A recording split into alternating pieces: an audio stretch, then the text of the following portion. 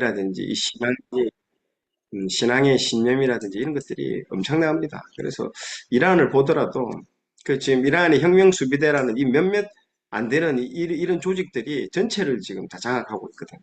잘 보십시오. 그러니까 그게 조직이라는 거죠. 이 숫자가 많은 게 중요한 게 아닙니다. 정말로 하나님의 말씀, 하나님의 사로잡힌 몇몇 사람들이 나라를 확 다 바꿔버립니다. 진짜로, 진짜 그렇습니다. 이 숫자, 하나님도 보세요. 그 사사기에 기드온을 통해서 많은 숫자를 갖다가 하지 않았거든요. 300명. 300명과 수만 명이 붙어가지고 이겨버리잖아요. 진짜로, 진짜 그렇습니다. 지금 전쟁도 마찬가지고.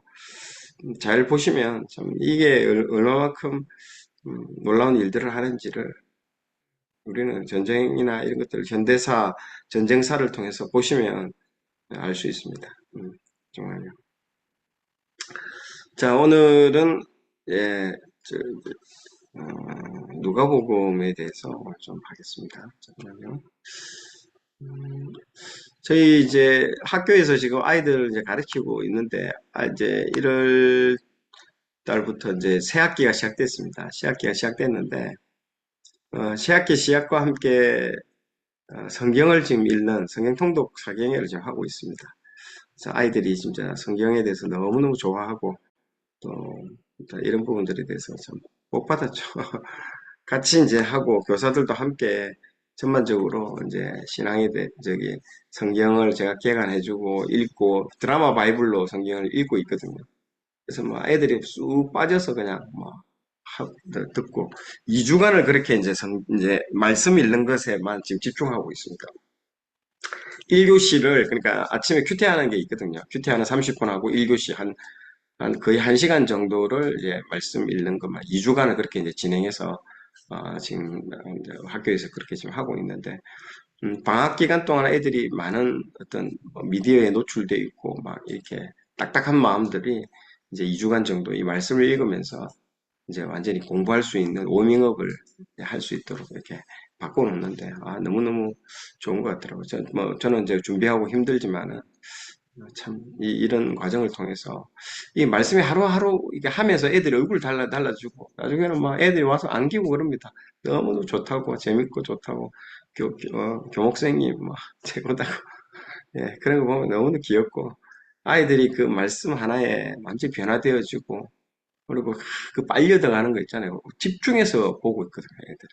정말 그렇게 변화되는 모습들을 보면 참 보람을 많이 느낍니다. 그래서 아까 말한 것처럼 이 이란이 몇몇에 의해서 이 신정 국가로 그러니까 나라를 전복시킨 것처럼 말씀으로 진짜 예수 그리스도의 계절이 오는 이걸로 진짜 소수의 진짜로 하나님의 말씀에 사로잡힌 이런 아이들을 통해서 나라를 진짜 바꿔보려고 내려온 거거든요. 저도 정말 여기에 희망이 있습니다. 정말 다음 세대가 말씀으로 완전히 뒤집어지는 거죠.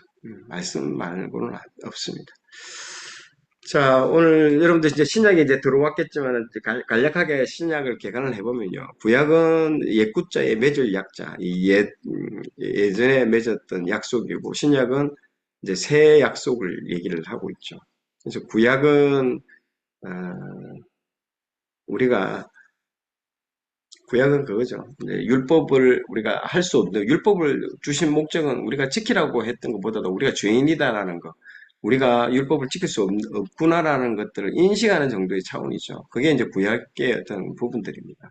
그리고 이걸 율법을 줬지만은 이스라엘 백성들이 결국에는 이 구약을 지킬 수 없었던 부분들, 파기를 누가 했느냐? 하나님이 하신 게 아니고 이스라엘 백성들이 구약을 이제 이 약속을 파기했던 거죠. 그래서 말라기에 와가지고 너희들이 레위와 맺었던 내 언약을 깨뜨렸다라고 이제 말씀을 하시는 부분들이 깨뜨린 거죠. 그래서 이 신약은 새로운 이제 약속을 하는 거죠. 예수 그리스도의 십자가 피 위에 보혈의 그 피 위에 내가 새로운 약속을 이제 하겠다라는 그게 이제 신약입니다. 새로운 약속을 주시는 거죠. 이거는 패하지 않는 언약이에요. 새로운 언약. 그래서 새로운 언약을 주신다라는 그 약속을 언제부터 주셨냐 하면 예레미야 때부터 먼저 이미 줬습니다. 구약의 중간 부분이죠. 이미 이스라엘이 멸망하기 전에 바벨론에 멸망하기 전부터 여호와의 말씀이니라. 보라, 날이 이르리니 내가 이스라엘 집과 유다 집에 새 언약을 맺으리라. 벌써 하나님은 이미 이때부터 너희들이 약속을 지킬 수 없다라는 것들을 미리 얘기를 하고 알고 있습니다. 그들이 내 언약을 깨뜨렸습니다. 중간에 넣었죠. 그래서 이제는 내가 그날 이후에 그 신약을 말하죠. 내가 이스라엘 집과 맺을 언약은 이러한데 곧 내가 나의 법을 그들의 속에 이 마음 속에 그들의 마음에 기록하겠다라는 거죠. 그들의 하나님, 나는 그들의 하나님이 되고 그들은 내 백성이 된다. 구약에서 내가 노력하고 뭐 열심을 내고 해도 안 지켜진다는 거죠. 이게 이루어지지 않는 부분들이 이제는 내가 너희들 마음 안에 들어가겠다는 거죠. 이게 참 구약은요. 하나님께서 찾아가잖아요. 찾아가면 막 시내산 언약 보셨죠? 시내산에서 하나님께서 말씀하고 할 때 어떻게 우르렁 꽝꽝 우르렁 꽝꽝 난리죠 아니잖아요. 완전 막 하늘이 진동하고 산이 불이 타고 사람들이 두려워 떠는 거죠. 하나님 가까이 오는 걸 엄청나게 두려워했다는 거죠. 그래서 그렇기 때문에 하나님 뭘 주셨습니까? 십계명을 통해서 이제 율법을 주신 거잖아요. 율법을 주고 율법을 통해서 그렇게 해라고 주셨지만 그 사람들이 또 율법을 지키지 않고 도망가 버리거든요. 그래서 나중에 신약에서 누가 옵니까? 예수님이 말씀이 육신이 되시고 오신 예수님이 우리 앞에 서셨잖아요. 우리 앞에 섰는데도 또 나중에 십자가에 달 돌아갔을 때 제자들은 또 도망가 버리잖아요. 그래서 나중에 어떻게 합니까? 이제 안 되겠다. 이게 너희들 마음 안에 내가 들어가야 되겠다. 그러니까 구약에서도 안 되죠. 신약에 예수님이 오셨을 때도 안 돼. 이제 내가 너희들 마음 안에 들어가야겠다라는 거죠. 그걸 지금 얘기를 합니다. 에스겔서에도 마찬가지예요. 또 새 영을 내 너희 속에 두고 새 마음을 너희에게 주되 육신의 굳은 마음을 제거하고 부드러운 마음을 주겠다. 또 내 영을 너희 속에 두겠다라는 거죠. 그러니까 이게 지금 우리 안으로 들어오겠다라고 얘기하는 성령의 불이 내 안에 들어오겠다라는 거죠. 그게 성령의 불입니다. 예, 이제 성령님이 내주하시겠다라는 그걸 얘기를 하는 거예요. 우리 안에 이제 내주하시겠다라는 거죠. 막 자꾸 너희들이 도망을 가니까, 말씀으로 도망을 가니까, 추격해 오시잖아요. 추격해 오시잖아요. 요나 보세요. 끝없이 요나를 추격해 가시잖아요. 하나님 말씀으로 추격해 가시거든요. 그래도 도망가잖아요. 이제 안 되겠다. 너희들 마음 안으로 들어가겠다. 내주하겠다라는 거죠. 그래서 이 신약은 더 좋은 언약, 새 언약, 신약, 영원한 언약, 패하지 않는 완전한 언약을 우리에게 이제 주신다는 거죠. 그래서 그 언약이 뭐다? 십자가 언약이죠. 예수님이 자신의 피로 세우신 새 언약이라는 거죠. 이제 너희들이 뭐 행동할 거 없다. 너희들이 지킬 필요 없다. 내가 이미 다 십자가에서 이루었다는 거죠. 다 이루었기 때문에 이걸 이제 믿기만 하면 된다. 이 믿기만 하면 된다.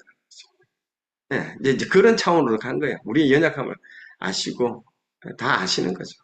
그래서 직접 하나님 그분이 내려오셔서 자신이 이제 죽으신 거죠. 예, 우리 죄를 다 우리 죄를 문제를 이 십자가라는 게 정말 이게 놀라운 어떤 비밀이 숨겨져 있습니다.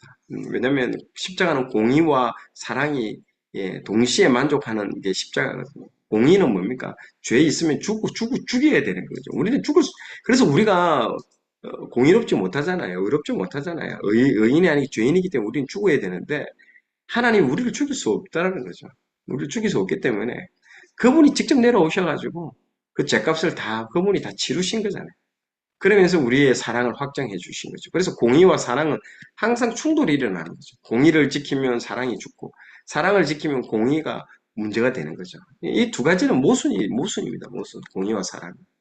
근데 이 모순되는 공의와 사랑을 이 십자가라는 이 십자가상에서 이 두 개의 모순이 깨뜨려지고 두 개가 모순이 되지 않고 하나가 됐던 사건이 이 십자가 사건입니다. 이게 정말 놀라운 사건인 거죠. 자, 구약과 신약은 최근 보시면 율법서와 역사서를 통해서 구약은 율법서가 중요하고 신약은 복음서가 중요합니다. 역사서는 구약은 상당히 많은 책이 있겠지만 신약은 역사서는 사도행전 한 권밖에 없습니다. 예, 대신에 바울 서신 13권은 이 복음서의 어려운 부분들을 좀 더 풀어서 사도 바울이 좀 설명했다라고 보시면 될 것 같습니다. 그래서 이 모세오경이 상당히 중요합니다. 구약에 있어서도 성경 전체에서도 아주 중요한 부분이죠. 그리고 신약은 이 마태, 마가, 누가, 요한 이 복음이 중요하죠.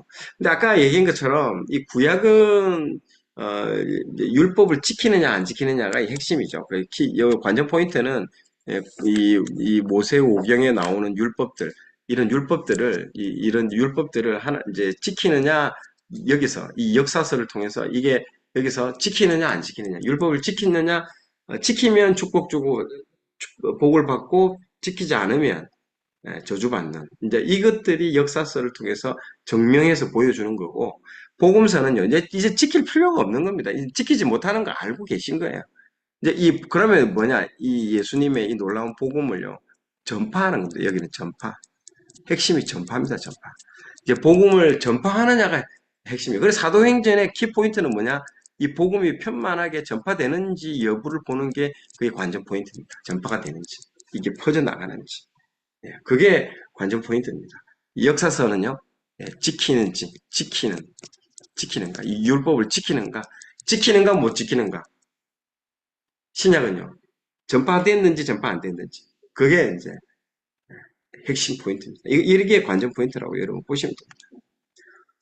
자, 그래서 아까 이제 중요하죠. 그래서 복음서는 상당히 중요합니다. 이게 핵심이죠. 이 구약의 모세오경과 같고 마테마가 누가 요한의 이 말씀이 어, 이제 사도행전에 이 복음이 이제 전거되느냐, 전파되느냐 그 부분입니다.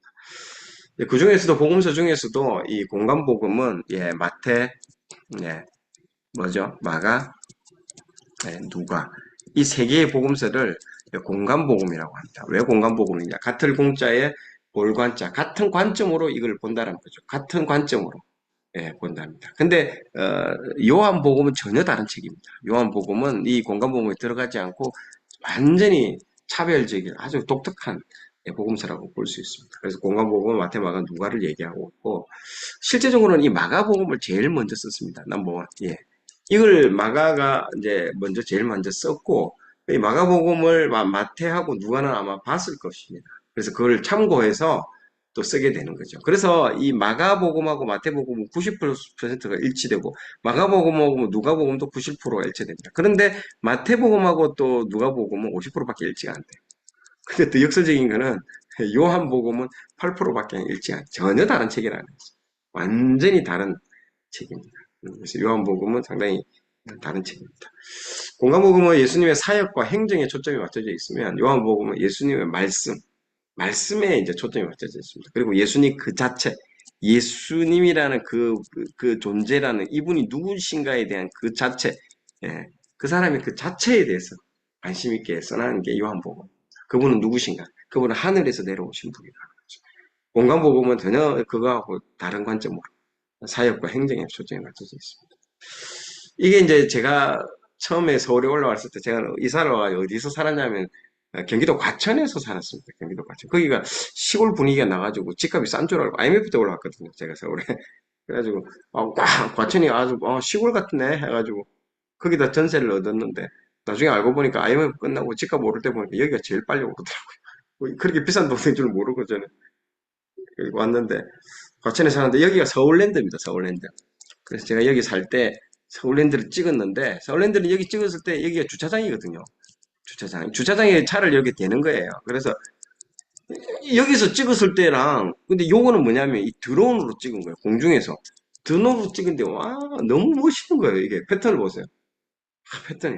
근데 같은 공간인데 전혀 느낌이 다르잖아요. 완전히 다른 느낌으로 보이잖아요. 지상에서 찍은 거랑 공중에서 찍은 거랑. 그리고 예수님도 마찬가지죠. 우리 예수님 지금 우리가 보고 있는 공간도 이렇게 보일지인데 우리가 이 세상에서 제일 소중한 분이잖아요. 제일 놀라우신 분이고 이분을 바라보는 관점도 이 위에서 바라보느냐, 앞에서 바라보느냐, 옆에서 바라보느냐 완전히 다르게 보인다는 거죠. 그래서 아주 브라이어티하게 아주 다양한 각도로 그분을 조명하는 게 필요하다는 거죠. 그래서 학생들이 물어봅니다. 아니 선생님 마태복음 누가 요한 네 권이나 써가지고 사람이 힘들게 하냐고. 네 권을 그냥 합쳐가지고 합본으로 하나 책 만들면 아니 읽기도 좋고 좋잖아요. 왜 이렇게 사람 힘들게 해요? 이렇게 물어보는데 이제 그게 이제 어, 예수님을 하나의 각도로 볼 수 없다는 거죠. 그래서 지금 이 장면처럼 예수님을 전혀 새로운 관점으로 다 보는 것들이 중요하죠. 왜냐하면 이분이 너무 특별한 분이시고 소중한 분이시고 완전히 인류 역사에서도 볼 수 없을 정도로 놀라운 분이기 때문에 우리는 그렇게 다 한 권의 책으로 정의할 수가 없는 거죠. 예를 들어서 뭐 정은수라는 사람을 평가할 때, 그 사람 웃긴 사람이야. 그럼 내가 너무 섭섭하지. 내가 웃기기만 한 게 아닌데. 나 어떨 때는 또 이게 감성적인 부분들도 있고, 어떨 때는 또 이렇게 또 진지한 부분들도 있고, 이렇게 볼 수 있대요. 전혀, 제가 예전에 다녔던 교회에 있을 때 제가 웃긴 사람으로 늘 알려질 때도. 근데 제가 앞에 나와서 이게 성경을 강의하니까 사람들이 놀래더라고요. 저 웃긴 사람인데. 그렇게 사람을요. 우리도 그렇잖아요. 어떤 사람을 볼 때 단면만 보고 어떻게 평가를 해버리면 참 그 사람에 대한 뭘 이해한 거죠. 마찬가지입니다. 아까도 우리가 다양한 각도에서 그 사람을 바라볼 때 놀라운 일이 일어나는 거죠. 마태는 이 예수님을 왕의 관점으로 봤다는 거죠. 그분이 그래서 king of king, 왕 중의 왕이라는 거죠. 왕 중의 왕. 그래서 왕이라는 말은 무슨 뭐가 있다라는 거예요. 나라가 있다라는 거예요. 나라가 있기 때문에 그 나라에 왕이 있는 거죠. 나라가 없는데 내 혼자 왕이다 하면 그 사람 정신병자죠. 그 사람은 그냥 이거 사이코인 거지. 근데 이 나라, 이 땅에 임한 그 하나님 나라가 이 땅에 임했다라는 거죠. 그래서 그 왕이 자기 백성을 보러 이 땅에 직접 오셨다라는 거예요. 그런데 와서 봤는데 어떨까요? 막 귀신들한테 시달림을 당하잖아요. 귀신들한테 잡혀가지고 죄로 인해가지고 귀신 들려가지고 질병을 앓고 막 귀신 들린 사람들도 있고, 막 아픈 사람들도 있고, 눈먼 사람들도 있고, 그 모습을 보는데, 자기 백성이 그렇게 당하는 걸, 귀신들한테, 그런 모습을 당하는 걸 볼 때 가슴이 너무 아픈 거예요. 그래가지고 이 마태복음에 주로 많이 나오는 게 뭡니까? 귀신 쫓아내는 장면이 많이 나오는 겁니다. 다른 데보다도 훨씬 많이 나오는 게 귀신을 쫓아낸다는 거죠. 왜 그럴까요? 예, 자기 백성이 당하는 걸 이 왕의 입장에서 못 보는 거예요. 근데 여러분 요한복음에서는 귀신 쫓아낸 장면 한 장면도 거의 안 나옵니다. 완전히 다른 책이라는 거죠. 그래서 왕이라 내가 왕으로 왔다. 내 백성을 찾으러 왔다는 거죠. 마가복음은요 종의 관점입니다. 종 내가 종이라는 마음이니까 섬기러 왔다라는 거죠. 내가 섬기러 왔다. 너희들을 섬기러 왔다. 어떻게 어디까지 섬겼다? 죽기까지 섬겼다는 거죠. 너희 죄를 내가 담당하기 위해서 내가 죽기까지 섬겼다라는 거죠. 그 저기 누가복음은요 인간의 모습으로 왔다.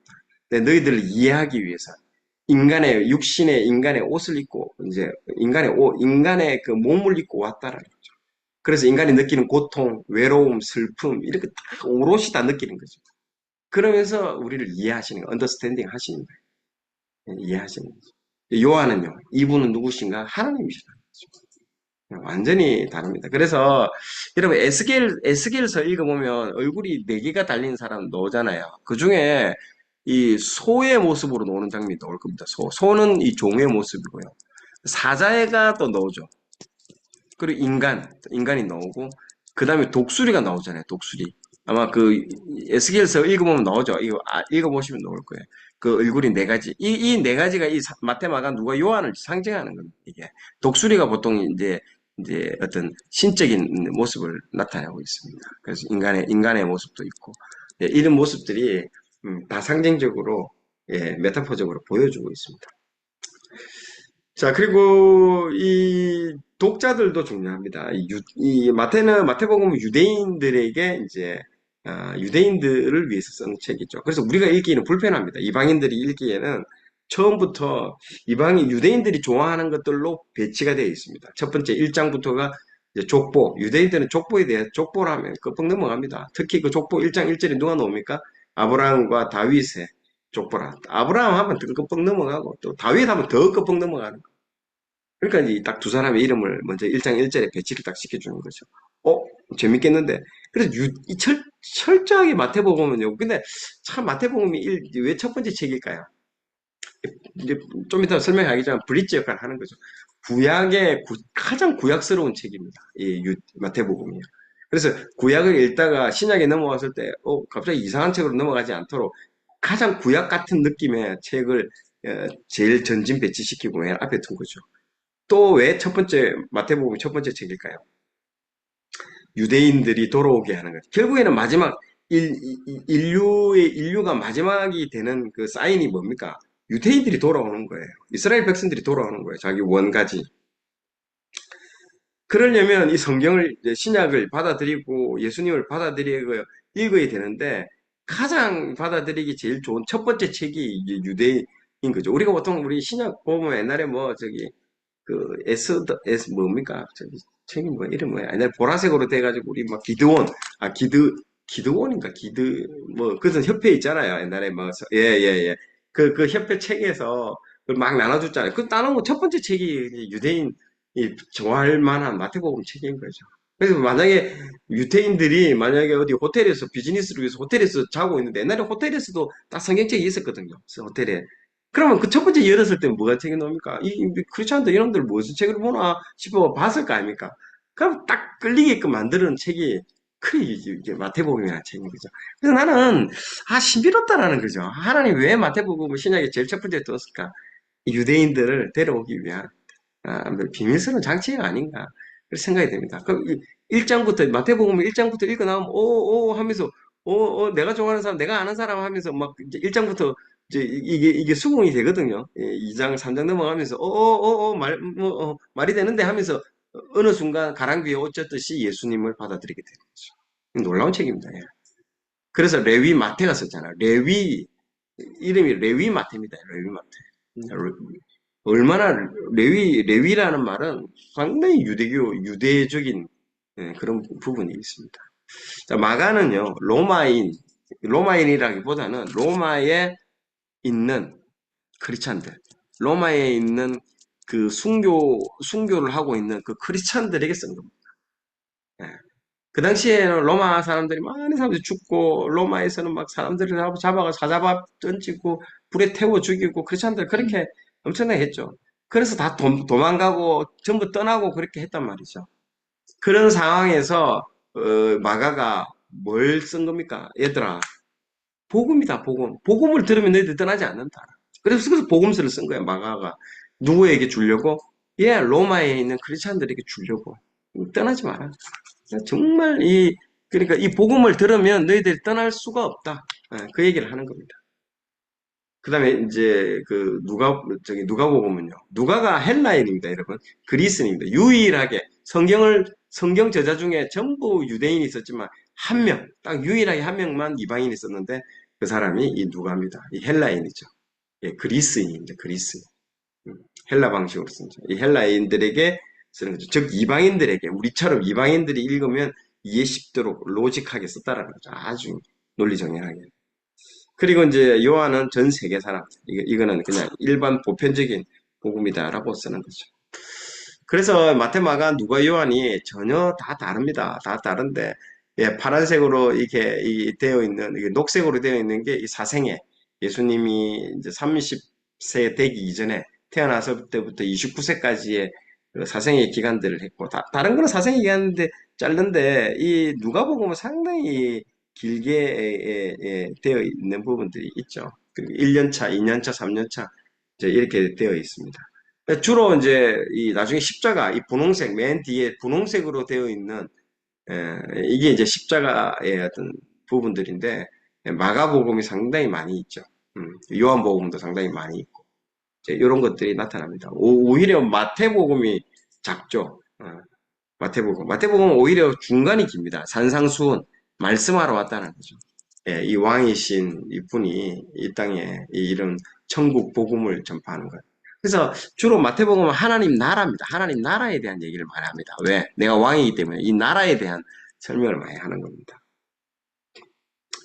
자, 예수님 말씀을 이게 책으로 이게 쓸 때 이게 색깔이 있는 부분들을 이렇게 많이 쓰는 부분들도 많죠. 그래서 예수님이 참 생각해 보면 그렇지 않습니까? 이 6천년, 수천 년의 역사 가운데에 하나님이 이 땅에 잠시 내려왔다가 3년간 무슨 말씀을 하시고 싹 하고 다시 올라가셨다라는 거예요. 너무 신비롭지 않습니까? 그게. 그 3년이라는 그 세월 동안 무슨 말씀을 하고 올라갔는데 그 말씀이 우리가 지금 눈으로 볼 수 있는 글로 알아들을 수 있는 말로 이렇게 적혀져 있다라는 거예요. 이거는 신비롭다라는 거예요. 그래서 이 부분을 읽으면 하나님 직접 내려와서 하늘의 언어가 아니라 우리가 알아들을 수 있는 언어를 말씀을 하고 갔다라는 거죠. 그러니까 놀라운 책인 거죠. 자, 누가복음 오늘부터 읽으시는 부분이라서 누가복음을 간단하게 이제 오늘 시간 될 때까지만 좀 하고 가겠습니다. 누가는 그 이방인이죠. 이 안디옥 출신의 헬라인입니다. 그래서 누가의 헬라식 이름은 루카스라고 이렇게 되어 있죠. 루카스. 루카스는 스타워즈 감독이 조지 루카스입니다. 그래서 보통 이 루카스가 누가라는 뜻인데 이 루카스는 이 룩스, 이 빛이라는 뜻입니다. 예, 하나님은 빛이시다. 네, 이게 빛의 밝기 단위를 룩스라고 표현하죠. 어머니 루카스라는 이 표현으로 좀 이렇게 하고 있는 것처럼 빛과 같다라는 겁니다. 그래서 누가복음은 이 신약의 4분의 1 분량을 차지합니다. 그러니까 이 누가는 두 권의 책을 썼는데 이 누가복음하고 사도행전이라는 두 권의 책을 썼는데 이게 분량이 굉장히 많습니다. 누가복음은 아마 사복음서 중에 그 두께가 제일 두꺼워요. 왜냐면 디테일하게 아주 썼기 때문에 그런 거죠. 그리고 사도행전도 이거 뭐 역사서기 때문에 분량이 많죠. 이 두 개의 책을 합하면 신약 전체의 한 4분의 1 분량을 차지합니다. 그 정도로 대단한 거죠. 그래서 신약의 대표적인 저자가 이 세 명이라고 볼 수 있습니다. 바울과 누가와 사도 요한이죠. 바울은 뭐 그 절대적으로 수치가 제일 많은 수치를 썼고 그 다음에 누가 사도 요한 이 세 사람이 거의 뭐 그, 거의 뭐 80% 썼죠. 90% 정도 썼죠. 나머지 뭐 공동서신에서 좀 쓴 거지. 이 세 사람이 거의 주요된 저자들이다라고 보시면 될 것 같습니다. 그래서 마태복음은 족보로 시작해서 유대인 중심의 책이고 마가복음은 공생의 사역으로 바로 시작하지만 시작하는 책이고 요한복음은 시작부터 상당히 어렵습니다. 태초에 말씀이 계시느라 이 말씀이 하나님과 계셨으며 이 말씀은 곧 하나님이다. 이게 뭐 이해하기 어렵습니다. 이런 말씀들이 읽어보면 어렵죠. 근데 이제 이 마테마가 요한은 이방인들에게는 불친절한 책이지만 이 누가복음은 이방인들에게 아주 친절한 책이죠. 왜? 이 사람이 그리스 사람이기 때문에 그런 거예요. 그러니까 저도 마찬가지예요. 솔직히 그 목회자가 만약에 이 성경을 개관하는 걸 했으면 일반인들이 좀 이해하기가 어려웠을 겁니다. 근데 저는 평신도였잖아요. 평신도 입장에서 이게 보니까 목회자들이 이렇게 얘기하면 못 알아들을 텐데 어, 솔직히 저처럼 성경을 좀 아는 사람 알아들어도 처음 성경을 접하는 사람들이면 뭐 저건 이 정도는 알겠지 하고 넘어가는 부분이 많거든요. 근데 그렇게 설명해 줘가는 일반 성도들이 잘 모른다라는 거죠. 일평신도들이. 그런 것처럼 이방인이기 때문에 이방인들의 마음을 이해하고 책을 쓸 수 있었던 거죠. 그렇게 해서 썼던 책이죠. 누가는 또 의사이기 때문에 주로 이제 병원이나 병원의 이름을 쓸 때 이제 누가 병원이라는 이런 이름들을 많이 씁니다, 보통. 그래서 의사 출신이다라고 보시면 됩니다. 그리고 레오나르도 다빈치도 이제 의사거든요. 이게 그림을 그렸던 옛날에 이 사람도. 그래서 레오나르도 다빈치의 인간 해부학 이런 그림들 보면요. 와, 놀랍습니다. 인간의 그 근육 하나 보세요. 근육 하나하나 디테일한 거 안에 내부적으로 사람을 하나 해부했던 것들을 디테일하게 그림을 다 그리고 상세하게 기록이 되어 있고 그만큼 굉장히 디테일한. 그러니까 누가복음을 쓸 때 다른 사복음서하고는 다르게 디테일하게 이런 걸 썼다라고 우리가 이해하고 보시면 됩니다. 그러니까 하나님은 이 직업을 사용을 하십니다. 마태는 누굽니까? 세리였잖아요. 세리였기 때문에 우리로 치면 지금 회계사잖아요. 회계사. 그래서 묶음별로 책을 많이 쓰죠. 예를 들어서 뭐 기정묶음, 설교묶음 이렇게 묶음별로 이렇게.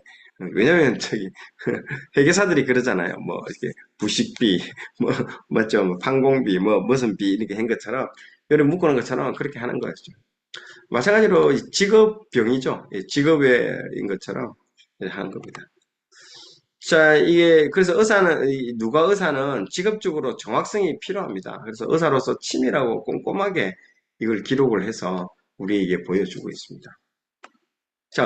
자, 그래서 다른 보험사에 비해서 질병에 대한 정확한 표현도 많이 나오죠. 열병, 나병, 수종병, 뭐 이런 아주 전문적인 병의 용어들도 이렇게 다 기술을 해서 쓰고 있다라는 것들이죠. 그리고 복음서 중에서 가장 아름다운 문장으로 표현된 이 누가복음입니다. 그래서 이 헬라어 자체가 굉장히 수려합니다. 여러분 아름답습니다. 그리스 자체가. 그래서 어떤 사람들은 그 히브리어를 배울 때는 왜 히브리어를 배우느냐?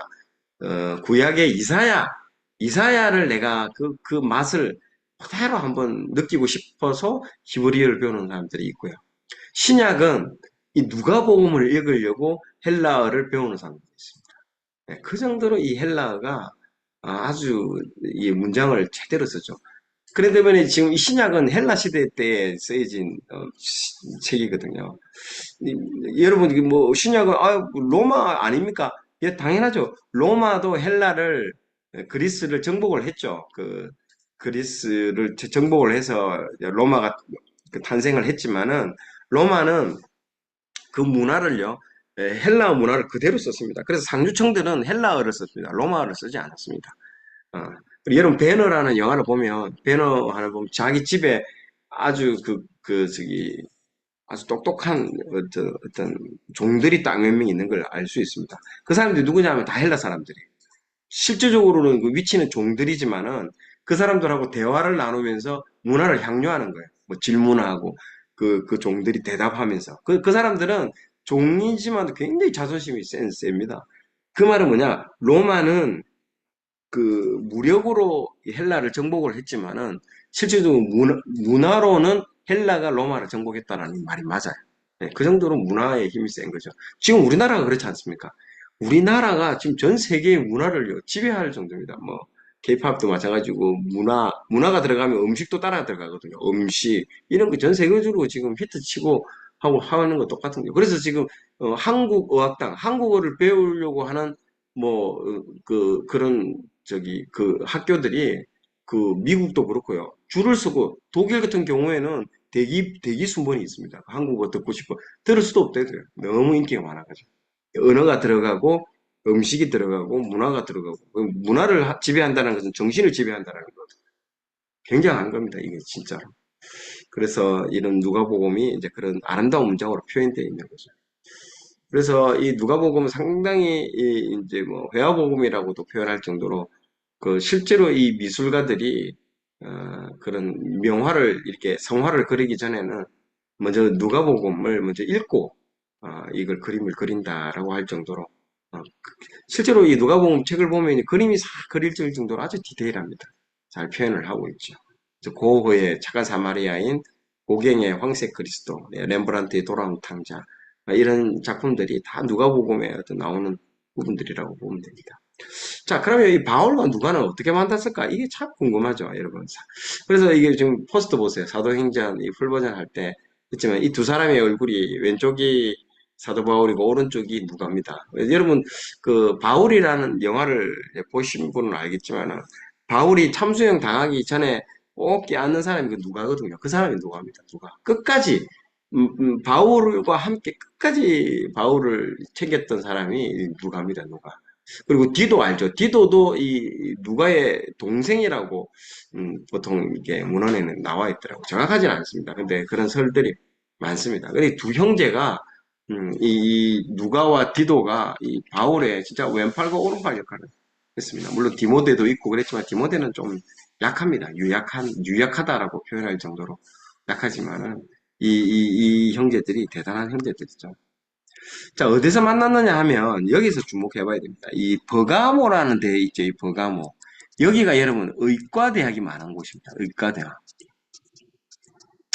제가 네이버나 이런 데 자료도 다 찾아보니까 실제로 여기가 의사들이 많고 의술이 발달된 동네입니다. 이 버가모. 이게 이제 요한계시록에 보면 이 보세요.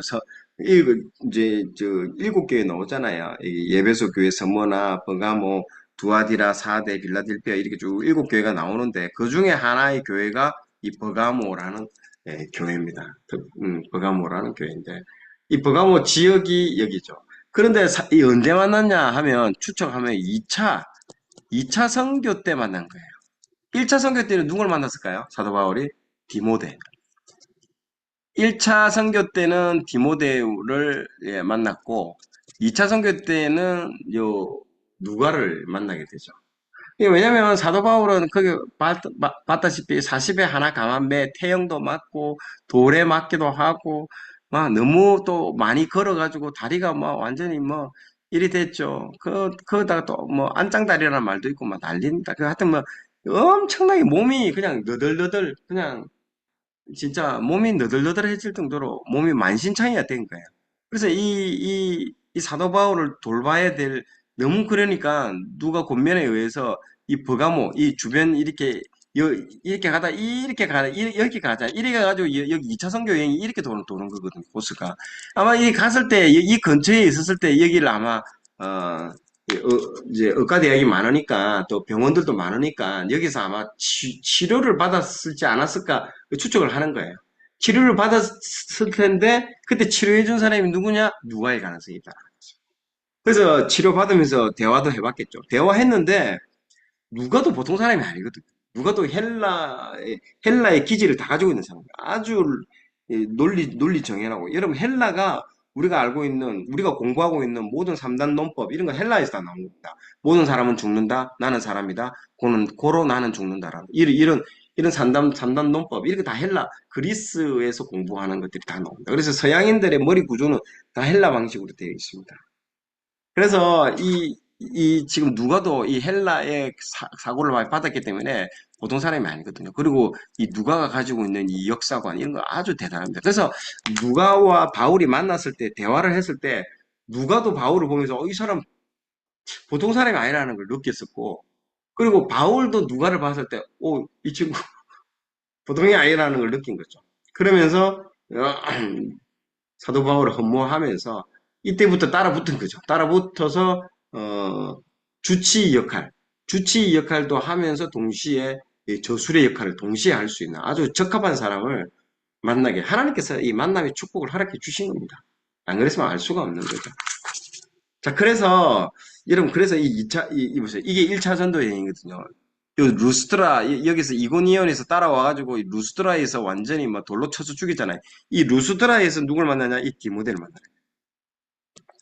돌에 맞아가지고 죽은 줄 알고 있었는데 그래서 사도 바울이 누워 있는데 주변에서 죽은 줄 알고 서 있었거든요. 그럼 일어난 거예요. 일어난 거예요. 그때 이 서 있었던 사람 중에 하나가 디모데라는 거죠. 디모데가 있었 그래서 아마 돌에 맞아가지고 그날 밤은 아마 디모데 집에서 뭐 자지 않았을까 막 그런 제가 뭐 영적인 상상도 해봅니다. 그래서 이런저런 얘기도 많이 했죠. 그때부터 이제 디모데가 이제 이 사도 바울을 흠모하는 거죠. 자, 2차 선교 여행이 이제 여기죠. 2차 선교 여행이 이렇게 가가지고 원래는 에베소로 가려고 이렇게 했는데 성령이 막았다고 돼 있잖아요. 그리고 그러면 위쪽인가 하면서 갈라디아로 가려고 했는데 이것도 막은 거예요. 그래가다 이렇게 간 거예요. 도로아로 간 거잖아요. 여기에 아까 말했던 뭐 어디입니까? 여기에 아까 버가모가 있었던 거죠. 보세요. 버가모가 여기에 있잖아요. 여기에. 그래서 2차 선교 여행 때 보세요. 2차 선교 여행 때 예, 서머나 바로 서머나 보니까 서머나가 여기 있잖아요. 여기 있으니까 그 위에 서머나 위에 있는 거잖아요. 이게 보세요. 조금 더 위에 서머나 조금 더 위에 있잖아요. 그러니까 서머나가 여기 있는 거 보세요. 서머나 여기 있으면 요 위 정도인 거죠. 그럼 요 근처에서 이렇게 아마 이 행로를 통해서 이 근처에서 아마 만났을 가능성이 많이 있는 거죠. 음, 누가를 여기서 만났다. 그리고 이쪽에서 이제 강을 건넌 거죠. 여러분 이게 강을 건넌다라는 건 엄청난 일입니다. 세계사적으로도 강을 건넜다라는 건요. 그때부터가 인류의 역사가 바뀐 겁니다. 그 중에 제일 유명한 사람이 누굽니까? 구약에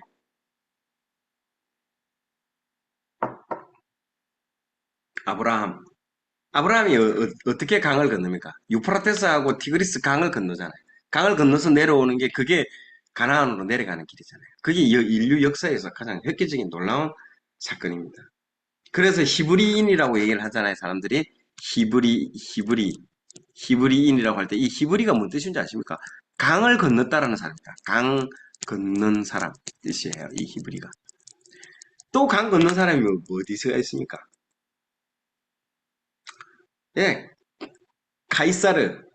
카이사르가 그 강을 건너면서 이제 내가 왔노라 싸우노라 이긴노라 그 말도 하고 강을 건너면서 주사위는 던져졌다 하면서 강 건너가지고 로마로 내려가지고 로마를 바로 점령 다 해버리잖아요. 카이사르가. 이제 강을 건넜다라는 거죠. 우리나라도 보세요. 5.16 혁명 때 그 한강을 건너면서 그 게임이 끝난 거거든요. 이 강을 건너면 역사가 바뀌는 거예요. 2차 선교 여행 때 이 강을 건넜기 때문에 결국에는 이 복음이 여기가 아시아입니다. 여기는 아시아고 저기가 어디입니까? 유럽이거든요. 유럽. 그래서 복음이 어디로 갔다? 아시아로 가지 않고 유럽으로 가게 된 이 강을 건넌 이 최초의 사건이 된 거죠. 그래서 강을 건너고 이렇게 오게 됐죠. 2차 선교여행이 이리 됐고, 여러분 3차 선교여행들 잘 보셔야 됩니다. 그래서 2차 때 이렇게 2차 때 이 누가를 만났고 3차부터는 이 누가가 다 따라다니는 거예요. 3차 때는요. 누가가 다 따라다녔어요. 예. 거기 적혀 거기 보면 바울과 신라가 2차 때는 바울과 신라가 같이 다녔었고 바울과 신라 아시죠? 바울과 신라 같이 다니고 3차 때는 아마 누가도 아마 동행한 것으로 보여집니다. 그래서 보세요. 특히 이 마지막 올 때 여기 갔다 와서 이게 최종적으로 돌아와가지고 여기 도착해가지고 예루살렘으로 갔다가 여기서 어떻게 됩니까? 3차 선교 여행 마치고 나서 여기서 잡힙니다. 잡혀가지고 어디에 갇힙니까? 이 가이사라 감옥에 투옥이 됩니다. 사도 바울이. 투옥이 되니까 같이 누가 왔어요? 누가도 같이 왔대요, 이때. 같이 왔는데 사도 바울은 잡혀버리고 그 투옥 2년간 투옥 되거든요. 아니 누가는 그냥 왔는데 이제 할 게 없잖아요. 사도 바울하고 같이 있어야 되는데 사도 바울이 투옥이 되면서 자기는 2년 동안 할 게 없는데 2년간 뭘 했느냐?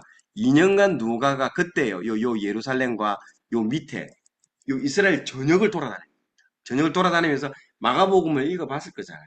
마가복음을 읽어본 걸 가지고 한 사람 한 사람 찾아다니면서 인터뷰를 다 한 거예요. 인터뷰 다 하고 전부 찾아다니고 확인 다 하고 그 꼼꼼하잖아. 이 사람이 보통 꼼꼼한 사람이 아니에요. 다 물어보고 막 이 엄청난 그 조사를 다 한 거예요. 뭐 사도 바울이 없으니까 이 사람이 할 거라고는 예수님의 그 행적을 진짜 누구도 하지 못한 일들을 꼼꼼하게 다 찾아버린 거예요. 와, 이거 대단한 겁니다. 그래서 찾은 게 이 30가지 사건인 거예요. 마태, 마가, 요한복음에는 나오지 않는 이 30가지 사건. 여기서 1부터 30까지 있잖아요. 여기 1부터. 요 사건들은 나오지가 않는 거예요. 이 사건들을 자기가 직접 취재하는 거예요. 발로 뛰면서 직접 취재한 사건들을 다른 데는 볼 수 없었던 사건들 다 찾아낸 거예요. 이게 완전히 놀라운 사건들이죠. 누가가 아니었으면 이 사건들을 우리는 몰랐을 거예요. 그 복음서 세 개의 복음서만 가졌으면 마태, 마가, 요한복음만 가졌으면 우리는 몰랐을 사건들을 이 누가에 의해서 누가가 직접 찾아다니면서 당신 예수님 만났었어요? 아 그때 예수님 뭐라고 하셨어요? 아이고 그 12제자만 있은 줄 알았는데 70인 제자도 있네. 70인 제자를 또 발견했네. 아 정말이에요? 하면서 나중에는 몇 명까지 제자가 됩니까? 120문도 마가의 다락방에서 성령이 임하실 때 120문도가 그 안에 들어와 있다. 120명의 제자가 있었다는 거죠. 찾아내는 거죠, 이렇게. 놀라운 어떤 사건들을 이렇게 다 하나하나, 음, 다 언급을 하고 얘기를 하고 있습니다.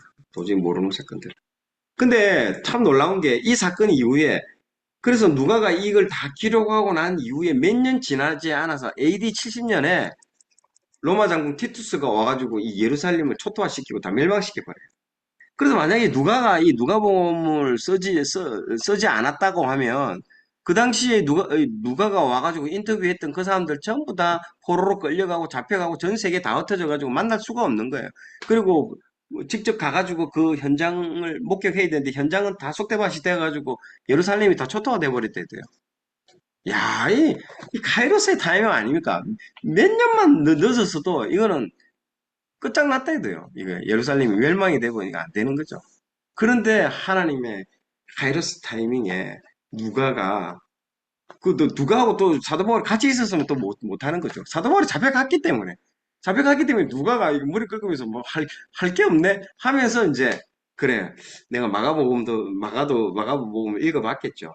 그러면서 아 요걸 또 한번 자기가 한번 점검해 보겠다라고 해서 쓴 거예요. 그래서 사복음서 보세요. 베드로가 사복음서 안 쓴 것도 난 너무너무 신비로운 거예요. 베드로만큼 또 예수님을 알 수 있는 사람이 없는데 두 명은 예수님의 직계 제자야. 마태하고 요한은 직계 제자야. 근데 중간에 있는 마가하고 누가는 직계 제자도 아니야, 이 사람이. 근데 하나님이 그 두 사람에게 허락했다는 것도 너무 신비롭지 않습니까? 참, 베드로, 뭐 야고보도 있는데, 그런 걸 안 쓰고, 그걸 허락하지 않고, 어? 마가하고 누가한테 허락을 했다라. 참.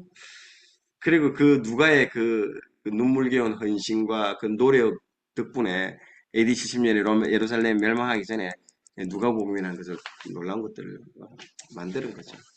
수신자도 이 데오빌로입니다. 이 누가복음에 그래 누가복음은 1편이고 사도행전은 2편인 거죠. 상하입니다. 상하. 이렇게 읽으셔야 됩니다.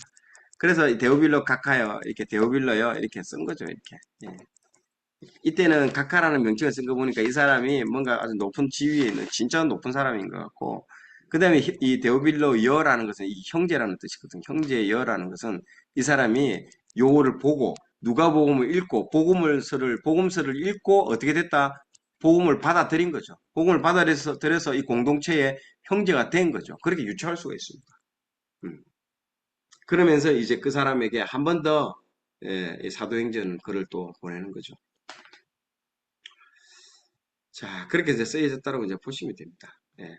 그래서 누가복음은 인간으로 오신 예수님이라고 하죠. 인간. 그래서 인간의 가장 사람의 소외받은 그 계층들을 총망라해서 보여주고 있습니다. 총망라해서. 그래서 총망라인 그 중에 가장 최하 측면이 양치기 소년, 양치는 사람들, 목동들, 그리고 또 누굽니까? 사회적 약자, 가늠한 여인, 이런 여인들도 그러니까 이 여자에 대해서 많이 언급을 하고 있습니다. 누가복음은요. 다른 데는 여자들을 뭐 카운팅에도 넣지 않을 정도의 그 당시 유대의 어떤 문화들은 그랬거든요. 근데 이제 사회적 약자였던 사람들에 대해서 이름까지 다 기록하고 있잖아요. 그리고 이 구절이 이 누가복음의 핵심 구절이라고 합니다. 예. 인자가 온 것은 잃어버린 자를 찾아 구원하려 함이니라. 누가복음 19장 10절. 이게 삭개오에게 한 말이잖아요. 삭개오. 누가복음의 제일 중요한 이런 포인트를 볼 때는요, 장소가 상당히 중요합니다. 장소가. 그래서 갈릴리, 시작은 갈릴리부터 시작해서 유대와 사마리아와 예루살렘으로 점점 전진해 들어가는 거죠. 결국에는 뭐 어디를 향해 전진해야 합니까? 십자가를 향해서 전진하는 거죠. 십자가를 향해서 전진해서 나가는 거죠. 근데 사도행전은요, 예루살렘에서 시작하는데 십자가가 어떻게 땅끝까지 전파되는 걸 얘기하는 거예요. 아까 말했잖아요. 신약의 핵심이 뭐라고요? 전파입니다, 전파. 복음 전파. 그래서 이 장소가 누가복음은 요렇게 진행되고 사도행전은 예루살렘을 받아서 예루살렘에서 이제 오히려 확대되는 거죠. 확대해서 퍼져나가는 그런 구조로 지금 되어 있습니다. 그래서 예루살렘에서 저기 베드로가 한 번 설교로 3천 명이 뭐 나중에는 5천 명이 믿고 하는 그래서 뭐가 생긴 겁니까? 초대 교회가 생긴 거잖아요. 예루살렘에 초대 교회가 생겼고 그리고 초대 교회가 뭘 받습니까? 박해를 엄청난 심한 박해를 받으면서 이 유대와 사마리아와 이렇게 나가잖아요.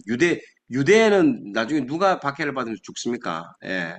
스테반 스테반이 이제 죽고 사마리아는요. 누가 나옵니까? 그 저기 누구야? 빌립 집사. 빌립 지사가 누구한테 그 저기 세례를 주고 그러잖아요.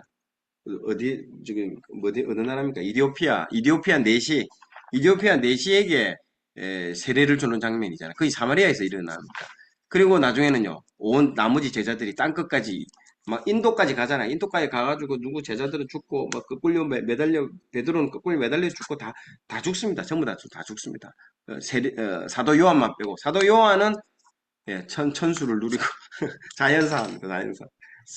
순교를 허락하지 않습니다. 하나님이 세례 요한에게는 순교를 허락하지 않습니다. 나중에 보면 펄펄펄 끓는 기름 가만가 물 가만가 거기다가 세례 요한을 던져 넣었는데 시원하다 하고 살아나왔습니다. 죽지가 않는 거예요. 참, 참 신비롭습니다. 그렇게 순교도 허락한 사람한테만 허락하는 거예요. 자, 그래서 누가복음은 장소 기준이라는 거죠. 탄생해부터 공생에 해서 갈릴리, 예루살렘 여정, 순환부활. 이걸 이제 우리 학교에서 애들 읽어 나가는데 너무너무 재밌게 잘 1장부터 4장까지 제가 드라마 바이블을 읽는데 애들 읽자. 입을 벌리고 이렇게 또 드라마 바이블이 더 재밌잖아요, 또. 그래서 제가 설명을 해주고 읽으면 또 애들이 다 좋아하더라고요. 또 갈릴리 그래서 근데 이 부분이 상당히 재밌습니다. 이 부분을 한번 언급을 해주고 보세요. 이 누가복음에 보면 예수님이 나사렛 회당에 가가지고 회당에 가서 회당에 있는 이사야서를 다 가지고 와가지고 쫙 펴는 장면이 나옵니다. 펴가지고 읽는 거예요. 그래서 이 자기 사명을 얘기하거든요. 보세요. 주 여호와의 영이 내게 내리셨으니. 그러니까 딱 이사야를 딱 펴더니 이 부분을 읽는 거예요. 61장 1절 2절이요. 주 여호와의 영이 내게 내리셨으니 이는 여호와께서 내게 기름을 부어서 가난한 자에게 아름다운 소식을 전하게 하려 하심이라. 나를 보내사 마음이 상한 자를 고치며 포로된 자에게 자유를 갇힌 자에게 노임을 선포하며 여호와의 은혜의 해와 우리 하나님의 보복의 날을 선포하여 모든 슬픈 자를 위로하되. 이게 예수님이 이 땅에 오신 사명입니다. 목적입니다. 지금 읽었던 이 구절이 이게 이사야의 메시아가 올 텐데 메시아가 오면 이런 일들을 한다라고 적어놓은 거예요. 그래서 자기를 얘기하면서 이렇게 해놓은 거예요. 그래서 보세요. 누가 보면 보세요. 예수님이 주의 성령이 내게 임하셨으니 이는 가난한 자에게 복음을 전하고 전하게 하시려고 내게 기록. 이걸 지금 이사야서를 쭉 펴가지고 읽는 부분이에요. 읽는데 그러면서 나중에 뭐라고 합니까? 지금 너희들이 말했던 이사야가 말했던 그 사람이 바로 나다. 너희들 눈앞에 내가 나타났다. 내다 이라니까요. 나사렛에서 온 사람들이 야 지금 무슨 얘기 하는 거야? 뭐. 네 예수님 네 아는데 너가 아버지 요셉이고 너 엄마 마리아잖아. 내가 네 어릴 때부터 봤는데 어디서 네가 지금 갑자기 하늘에서 온 사람이냐? 그렇게 얘기하면 되나? 응? 하면서 뭐라 하는 거야 이게. 그 뭐라 할 정도 아니고 얘를 저기 뭐 예수님을 막 벼랑 끝에 가지고 벼랑 끝에서 신성 모독했다고 죽이려고까지 했대도요. 근데 갑자기 하나님이 그 사람들 군중들의 눈을 갖다가 가리게 해가지고 그 군중들 사이에 예수님이 빠져나오는 신비로운 장면이 나옵니다. 그런 거예요. 그런데 여기서 잘 보세요. 우리 하나님의 보복의 날을 선포하여 이 부분이 빠져 있습니다. 신약에서는. 예수님이 쫙 펴가 읽는데 앞부분의 글자는 쫙 다 읽고 읽는데 우리 하나님의 보복의 날을 선포하여 이렇게 이 부분을 탁 빼고 읽는 거예요. 너무 신비롭지 않습니까? 이게 뭡니까? 이건 재림할 때 얘기하는 거예요. 초림할 때 얘기가 아니고 재림할 때에 우리 하나님이 보복의 날을 선포. 내가 재림하면 너희들 다 쓸어버리겠다는 근데 이거는 아직 지금 초림 때 왔는데 뭐 재림 얘기할 상황이 아니잖아요. 그래서 그걸 빼고 읽는 거예요. 빼고 읽은 거. 그러니까 너무 이걸 위아래 비교해서 보면 너무 재밌는 거예요. 이렇게. 그래서 예수님이 요거는 다음에 하면서 싹 빼고 읽은 거예요. 또 하나 재밌는 거는요. 내가 이 구절을 읽으면서 느낀 게 다른 것들은 보세요. 포로된 자에게 포로의 반대말은 뭡니까? 자유잖아요. 갇힌 자에게는 반대말이 뭡니까? 노임이잖아요. 맞죠? 그리고 상한 자는 고치고. 그런데 유일하게 있지 않습니까? 뭡니까? 이 가난한 자에게는 뭐라고 합니까? 가난한다 하면 돈 아닙니까? 가난한 자에게는 돈을 주시게 하려 하심이라 해야 되는데 가난한 자에게는 돈을 안 주고 뭐라고 되어 있습니까? 아름다운 소식, 복음을 전하게 한다고 되어 있죠. 야, 다른 거는 다 저기 상반된 구절이 나오잖아요. 약간 그 컨트라베이스 뭡니까? 약간 거기에 상응하는 말이 나오는데 마음이 상한 자에서 포로되냐 자유. 근데 가난한 자에게 돈이 아니라 복음을 전하게 한다고 되어 있어요. 그러니까 우리가요 가난한 사람들에게 돈을 주는 게 좋은 것처럼 보이지만요 가난한 자에게 뭘 먼저 줘야 됩니다. 예, 복음을 전해주라는 거예요. 복음을 전해주라는 겁니다. 이게 상당히 이게 신비롭습니다. 저는 한 번씩 성경을 가만히 보고 있으면 이게 대꾸구절인데 가난한 자들에게는 아름다운 소식을 전하게 한다. 아, 참 의미 있는 겁니다. 참 의미 있는. 그러니까 이런 것들을 가만히 보고 있으면 아름다운 소식. 그래서 우리 가난한 나라가 이 정말 지지리도 가난한 나라가 우리나라 아닙니까? 복음이 들어와서 어떻게 됐습니까? 지금 전 세계에 6위, 7위가 됐잖아요.